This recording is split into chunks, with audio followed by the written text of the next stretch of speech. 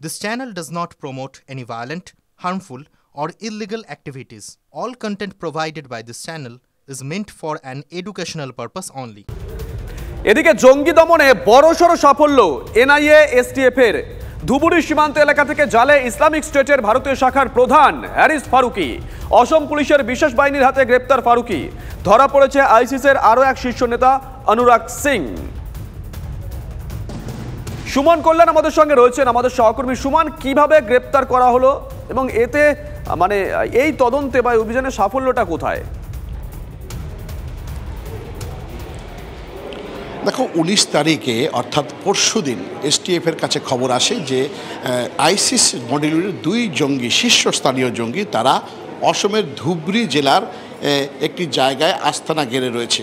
এবং সেই সময় কিন্তু গুয়াহাটি থেকে অসম এসটিএফের একটি দল ধুবরিতে চলে আসে এবং ধুবরিতে বেশ কিছু জায়গায় তল্লাশি চালা হয় এবং তাদেরকে একটা মার্ক করে ফেলেছিল গত পরশু দিন রাতেই। এবং গতকাল ভোরবেলা অর্থাৎ 4:30 নাগাদ এই 2 জঙ্গিকে কিন্তু গ্রেপ্তার করা হয়েছে, এমনটাই কিন্তু এসটিএফ সূত্রে জানা গেছে। এবং জিজ্ঞাসাবাদ চলছে এই মুহূর্তে গুয়াহাটিতে। আজকে তাদের এনআইএর হাতে তুলে দেওয়ার কথাও জানিয়েছে এসটিএফ।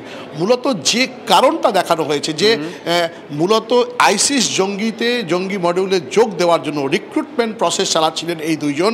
এবং তার সাথে সাথে এই যে জায়গা অর্থাৎ ধুবরি, বরপেটা, বঙ্গাইগাঁও, এই এলাকা দিয়ে কিন্তু এর আগেও নাশকতামূলক কাজ করেছে ইসলামিক বিভিন্ন সংগঠন। তার মানে এটা যেমন একদিকে সাফল্য, আরেকদিকে তো উদ্বেগেরও, তাই না?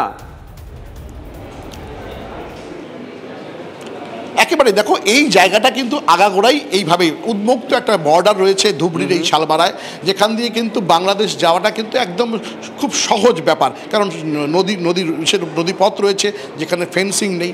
ফলে এই জায়গাটাই কিন্তু বেছে নিয়েছেন এই ইসলামিক জঙ্গিরা যাতায়াতের জন্যে। পশ্চিমবঙ্গের উপর দিয়ে একাধিক জায়গা দিয়ে বাংলাদেশে ঢুকছে, আবার এই অঞ্চল দিয়েই কিন্তু বেরিয়ে যাচ্ছে। ফলে এই যে জায়গা, এখানে কিন্তু গোয়েন্দাদের নজর ছিলই, কারণ এর আগেও শাহানুর ইসলাম, যিনি জেএমবি মডেলের প্রধান ছিলেন, তাকে এখান থেকে গ্রেপ্তার করা হয়েছিল। ফলে এই জায়গাতেই কিন্তু আইসিসের একটা রিক্রুটমেন্ট প্রসেস চলছিল দীর্ঘদিন ধরে, যেটা কিন্তু এই 2 জনের গ্রেপ্তারেতে বাধা পড়ল এবং একটা বড় সাফল্য অবশ্যই বলা যায়। ধন্যবাদ সুমন।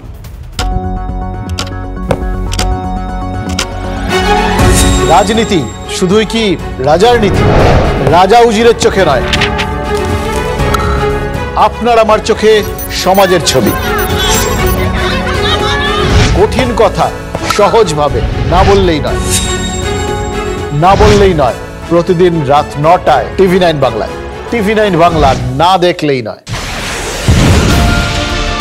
রাজনৈতিক তরজায় টকশোয়ের হট্টগোলে হারিয়ে যায় কিছু গুরুত্বপূর্ণ খবর, দেশ বিদেশের না জানা খবর যা চমকে দেবে আপনাকে।